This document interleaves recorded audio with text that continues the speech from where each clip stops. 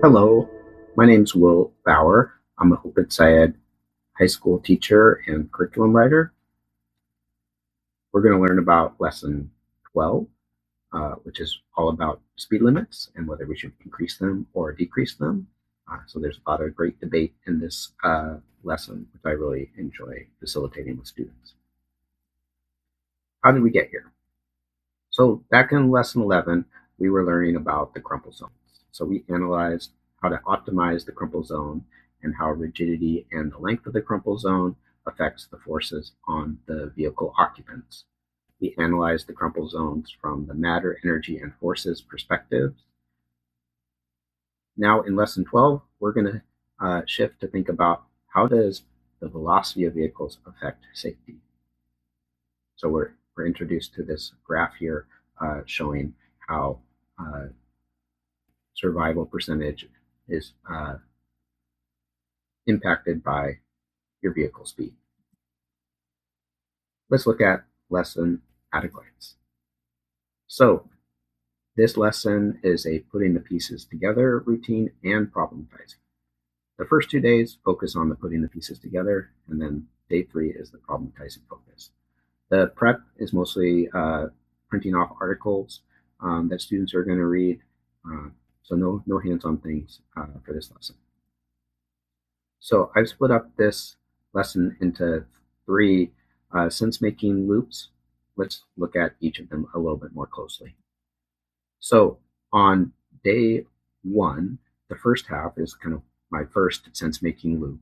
And this is where students are going to read about speed limits. There's one argument to lower speed limits, and then there's another argument to increase speed limits or keep them the way they are, where each state can determine their speed limits. Students are going to figure out that lower speed limits will reduce collisions and their severity. We also learned that lower speed improves fuel efficiency, which helps the environment and also makes driving less expensive because you're using less gasoline. The next sense-making loop includes days 1 and 2 of this lesson. So at the end of day 1, you're going to revisit the driving question board, and that's going to help us to start putting the pieces together from the whole unit so far. And we develop a Got It, How to checklist of all the different scientific ideas that help explain how we've improved vehicle safety. From this activity, students are going to figure out that driving behavior, car speed and mass, safety features inside the car, like seatbelts and airbags, and safety features outside the car, like crumple zones, all affect passenger safety.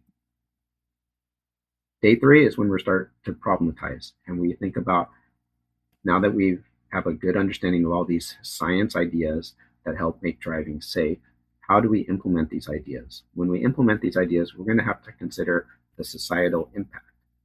And that makes things a little bit more complicated, and there's going to be trade-offs and different constraints that we're going to have to consider. At the end of day 3, students figure out that there's different arguments can be made on issues related to vehicle safety, and that there's trade-offs, societal impacts that we need to consider. Overall, from lesson 12, students figure out that there are many ways to make driving safer, such as reducing speed, improving vehicle design, and using safety features like seatbelts, airbags, and crumple zones. But that these safety features involve trade-offs, and that communities must consider social, ethical, and environmental impacts, not just the physics involved with these safety design solutions. Here are some key moments I've identified in this lesson. So in part 2, students are going to read arguments 1 to maintain speed limits and argument 2 to lower speed limits. Students are going to identify key scientific ideas for argument 2. Argument 1 is already filled out in the worksheet, so students can use that as a model to see how to link the scientific ideas they've learned in the unit to these specific persuasive arguments. And then they'll compare each of those arguments and say which one has the most merit from a scientific perspective. And they should come to the conclusion that lowering speed limits has the most merit from a scientific perspective. In part 5, your students are going to develop a gotta have it checklist. So this is where you're going to need to have their notebooks and any resources you've developed, any posters at hand, and so that students can help generate the gotta have it checklist. And so I've listed some of the key ideas that should be on the gotta have it checklist.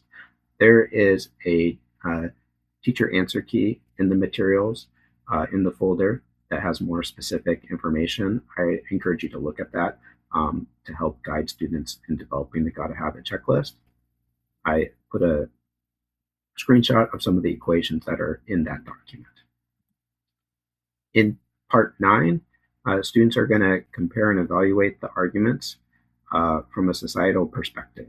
And they're going to document those ideas about how to implement these design solutions while also considering the impact on society. They're going to document those ideas on their engineering progress tracker, specifically around changing speed limits. So in the next lesson, you're going to use this same tool to analyze arguments from a societal and a scientific perspective around vehicle safety. In that lesson, you'll look at lifted trucks, investments in public transportation, and semi-truck weight limits. Students can select which argument they want to analyze. Here are a few tips and tricks for this lesson. My first suggestion is, as you're teaching this unit, keep track of different current events, bills in the legislature, local speed limit changes, and have those ready to share with students.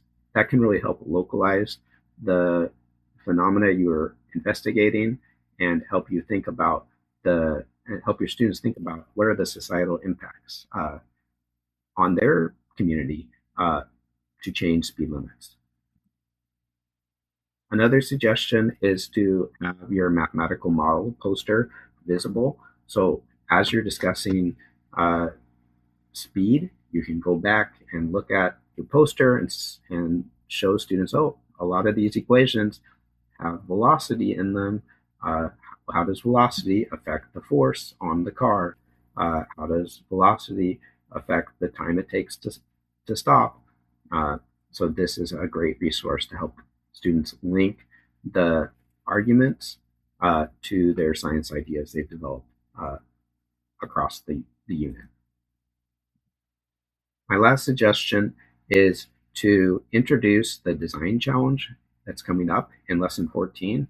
Share it with students now because the tool that they're using to analyze an argument from a scientific and societal perspective will be very helpful when they are developing their own idea to improve transportation safety.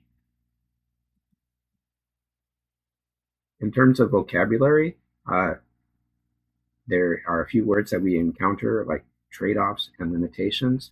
There are also 3 different reading levels for the speed limit argument, so you can decide which would be most appropriate for your students, or give different levels of the reading as a way to differentiate. In terms of posters, there's a lot of posters that you want to surface in your classroom to help students build that gotta have a checklist. And that gotta have a checklist will be helpful on future assessments students take. Thank you for listening. So in lesson 13, you're going to look at additional arguments to change transportation. So I'll see you then at that video. Thank you for listening.